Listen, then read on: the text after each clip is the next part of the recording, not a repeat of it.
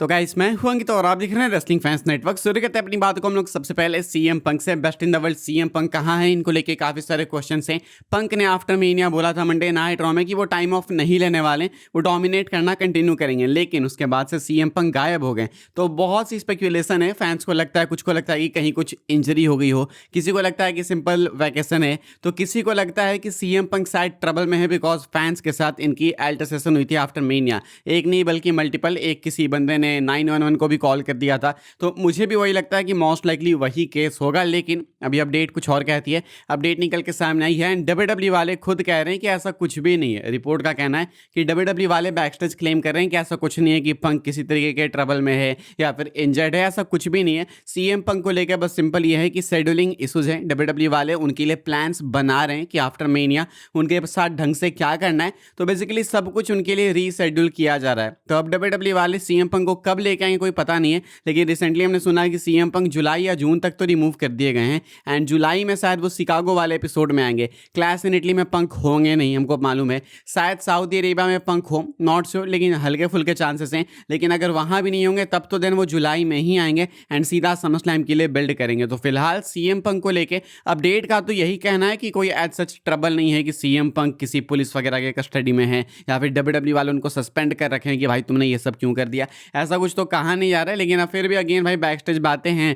तो रिपोर्ट आई उतना मैं आपको बता रहा हूँ। रियलिटी क्या है वो तो डब्ल्यूडब्ल्यू वाले जाने एंड सीएम पंक जाने, लेकिन ऐसा इनका क्लेम करना है कि पंक किसी भी तरीके से ट्रबल में नहीं है एंड शायद ये सही भी होंगे बिकॉज पंक एक लेवल पे पहुंच चुके हैं एंड इंटरनली काफ़ी सारे सुपरस्टार्स डब्ल्यूडब्ल्यू फैंस के बिहेवियर से गुस्से में रहते हैं कि भाई ये क्या, मतलब लोग घेर लेते हैं फोटोज़ के लिए, रास्ता ब्लॉक कर देते हैं। तो ओवरऑल बैकस्टेज भी जो सेंटिमेंट है वो अग्री करेगा सीएम पंक से कि भाई उसने जो किया वो जस्टिफाइड था। तो इसीलिए कहा जा रहा है कि कोई ट्रबल वगैरह नहीं है, बस समय आएगा पंक वापस आ जाएंगे। अभी प्लान्स बनाए जा रहे हैं, बुकिंग के लिए बातें हो रही कि कैसे कहाँ पे बुक करना है, किन किन मैचेस में इनको डालना है इनके रिटर्न के बाद। हम लोग आगे बढ़ते हैं, बात करते हैं अगली अपडेट के बारे में। सैटरडे नाइट्स मेन इवेंट की प्रीव्यू में आपको बता देता हूं। क्लैश इन इटली तो अपना अगला पीएलई है, लेकिन उससे पहले सैटरडे नाइट्स मेन इवेंट भी होगा। तो सैटरडे नाइट्स मेन इवेंट के लिए डब्ल्यूडब्ल्यू ने 3 मैचेस कंफर्म किए हैं। पेंटा है पोस्टर पे, तो एक तो पेंटा एंड ईथन पेज का मैच है डब्ल्यूडब्ल्यू इंटरकॉन्टिनेंटल चैंपियनशिप के लिए, यह आपको देखने को मिलेगा। इसके बाद डब्ल्यूडब्ल्यू कंफर्म किया है WWE world tag team championship match, जहां पे Logan Paul and Austin Theory defend करेंगे world tag titles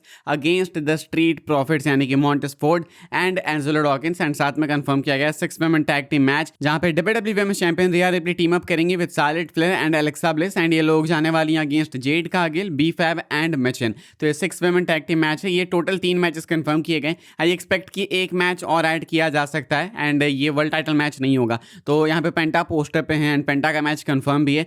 so then most likely पेंटा मेन इवेंट करने वाले हैं विथ ईथन पेज। इससे पहले देखो बहुत से सैटरडे नाइट्स मेन इवेंट हुए हैं जो कि बोरिंग से लगते हैं कि भाई ये क्या है, क्यों देखें, लेकिन मुझे लगता है ये सबसे बोरिंग होने वाला है। मैं ये नहीं कह रहा कि पेंटा ईथन पेज का मैच अच्छा नहीं होगा, डेफिनेटली अच्छा मैच हो सकता है भाई, इन दोनों किल भी कर देंगे, बहुत कुछ कर सकते हैं, बट आई डू फील भाई कि ये मैच हाइप क्रिएट नहीं करता है। एंड डब्ल्यूडब्ल्यू वाले क्योंकि क्लैश इन इटली में दोनों वर्ल्ड टाइटल मैचेस कराएंगे रोमन एंड कोडी के, तो यहाँ पे तो वर्ल्ड टाइटल मैच नहीं आएगा। तो ये तो सैटरडे नाइट्स मेन इवेंट मुझे लगता है कि स्मैकडाउन एंड मंडे नाइट और से भी ज़्यादा स्किप करने वाला होगा, क्योंकि सैटरडे नाइट्स मेन इवेंट ऐसे भी कुछ बहुत इनक्रेडिबल शो लेके नहीं आता है। ऊपर से अगर वर्ल्ड टाइटल डिफेंड ना हो तो फिर तो रीजन ही नहीं है देखने का। बट स्टिल मैं आपको बताऊंगा कि क्या हुआ क्या नहीं हुआ। 24 मई को इंडिया में आने वाला है, आप इसको यूट्यूब वगैरह पे देख सकते हो, जब क्लोज आएगा तो मैं आपको बता दूंगा। हम लोग जेका फाटू की बात करेंगे भाई, तो एक स्पेकुलेशन है कि शायद डब्ल्यूडब्ल्यू वाले जेका फाटू को रिलीज कर सकते हैं, फायर कर सकते हैं। अब ऑब्वियसली रियल में नहीं, स्टोरी के अंदर रोमन रेंस शायद जेका फाटू को फायर करवा सकते हैं।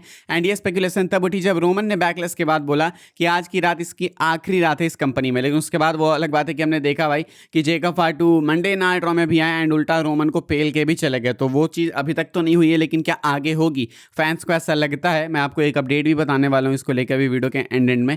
ऐसे में क्या ये चीज़ पॉसिबल है? डब्ल्यूडब्ल्यू का कहना है कि नहीं भाई ऐसे कोई प्लान्स नहीं कि हम लोग इसको स्टोरी में रिलीज या फायर करने वाले, लेकिन मुझे नहीं पता कि ये चीज़ क्यों बताई जा रही है। लाइक ये पता नहीं है सबको कि डब्ल्यूडब्ल्यू वाले ऑब्वियसली रियल में इनको फायर नहीं करेंगे। सबको पता है कि डब्ल्यूडब्ल्यू वाले रियल में फायर नहीं करेंगे, करेंगे तो स्टोरी में करेंगे। तो आप ये क्यों कह रहे हो कि स्टोरी में भी फायर नहीं करेंगे? ये चीज़ क्यों बता रहे हो भाई? लाइक ये स्टोरी वाली चीज़ पब्लिक में मत बताओ ना, रियल में होती तो बात अलग थी, लेकिन हर कोई जानता है भाई कि जेका फाटू फायर नहीं होंगे। ऑब्वियसली उनकी स्टोरी लाइन चल रही है, तो अगर रिलीज भी किए जाएंगे, सस्पेंड भी किए जाएंगे, तो स्टोरी लाइन में ही किए जाएंगे। आप इसको ओपनली क्यों बता रहे हो भाई कि नहीं हम स्टोरी में भी फायर नहीं करेंगे? हालांकि मुझे अभी भी बिलीव है कि ये मिसलीडिंग है, ये लोग फायर करेंगे जेकब को स्टोरी में, रोमन करवाएंगे, एंड ये चीज़ हो सकती है एक मैच के जरिए, उस पर मैं आऊँगा। मुझे ऐसा लगता है कि ये रिपोर्ट बहुत ज़्यादा एक्यूरेट नहीं है, बट स्टिल रिपोर्ट है तो मैं आपको बता रहा हूँ भाई, क्या ही कर सकते हैं। हम लोग आगे बढ़ते हैं भाई, बात करते हैं अगली अपडेट के बारे में, जो कि R-Truth को लेकर। R-Truth ने अपने रिटायरमेंट के ऊपर कमेंट कर दिया। क्या R-Truth WWE से रिटायर होने वाले हैं जल्दी ही? अभी रिसेंटली एक इंटरव्यू दिया था R-Truth ने, एंड वहाँ पे वो हिंट करते हैं कि उनकी WWE डील खत्म होने से पहले ही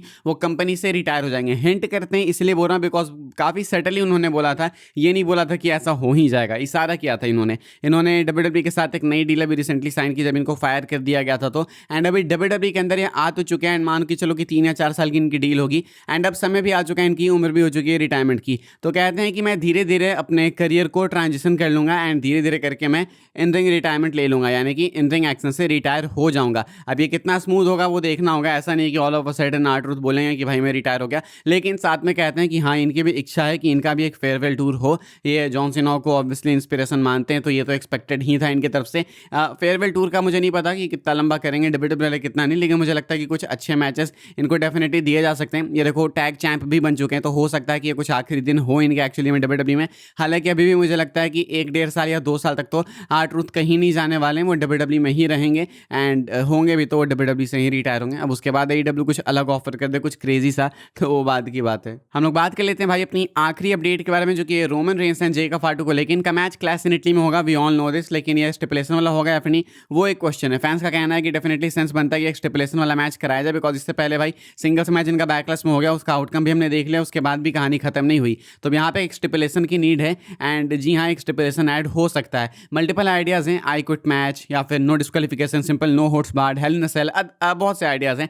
हेल इन अ सेल हुआ भी नहीं है काफी टाइम में, तो वो किया जा सकता है, एंड रेसलमेनिया के लिए पिच भी किया गया था, लेकिन बाद में वो आइडिया टर्न डाउन कर दिया गया, तो वो पेंडिंग में है, तो क्या पता हो ही जाए। लेकिन एक स्टिपुलेशन और ऐड की जा सकती है, एंड ये डायरेक्टली कॉन्फ्लिक्ट करती है WWE के रिपोर्ट से। अभी मैंने आपको बताया कि शायद WWE वाले इनको स्टोरी में रिलीज या फायर नहीं करेंगे, लेकिन शायद हो सकता है कि स्टिपुलेशन यही बने कि अगर रोमन रेंस जेका फाटू को हरा देते हैं क्लैश इन इटली में, तो जेका फाटू को कंपनी छोड़नी होगी। इससे पहले भी हो चुके हैं ऐसे मैचेस, एंड कहानी कंप्लीटली वही है कि रोमन कह रहे हैं कि एक्नॉलेज करो वरना मैं एक्शन ले लूंगा। एक्नॉलेज करने मंडे नाइट रॉ में बोला, लेकिन जेका फाटू ने कुछ नहीं किया, तो हो सकता है रोमन बोले कि चल मैं तेरे को एक मौका और देता हूँ, या तो तू जीत ले, नहीं तो हारेगा तो फिर कंपनी से निकलेगा, हम दोनों एक जगह नहीं रह सकते, यानी कि एक मैदान में 2 तलवारें नहीं रह सकती। तो हो सकता है कि रोमन बोलेंगे तू हारा तो तू फायर्ड, मैं हारा तो ऑब्वियसली टाइटल तेरी, तो पॉसिबली एक स्टिपुलेशन बन सकती है। फिलहाल देखते हैं क्या होता है, वक्त बताएगा। ज़्यादा दिन बाकी नहीं है क्लैश इन इटली को, तो जो भी है मुझे लगता है अगले मंडे नाइट रॉ में क्लियर हो जाएगा। फिलहाल भाई इस वाली वीडियो के लिए यही सारी अपडेट्स थी। आई होप आपको इन्फॉर्मेशन मिली हो तो वीडियो को लाइक कीजिएगा भाई लोग, शेयर कीजिएगा, एंड सब्सक्राइब कीजिएगा चैनल को, ताकि आने वाले टाइम के अंदर आपको और भी सही WWE के अपडेट्स वगैरह सबसे पहले देखने को जानने को मिलते रहे। फॉलो कर सकते हैं आप लोग मुझे इंस्टाग्राम एंड ट्विटर पर, लिंक आपको मिलेगी डिस्क्रिप्शन में। ज्वाइन कर सकते हैं व्हाट्सएप चैनल को, उसके भी लिंक है डिस्क्रिप्शन में। मिलूंगा मैं आपसे अगले वीडियो में जल्दी ही, तब तक के लिए goodbye, thanks for watching.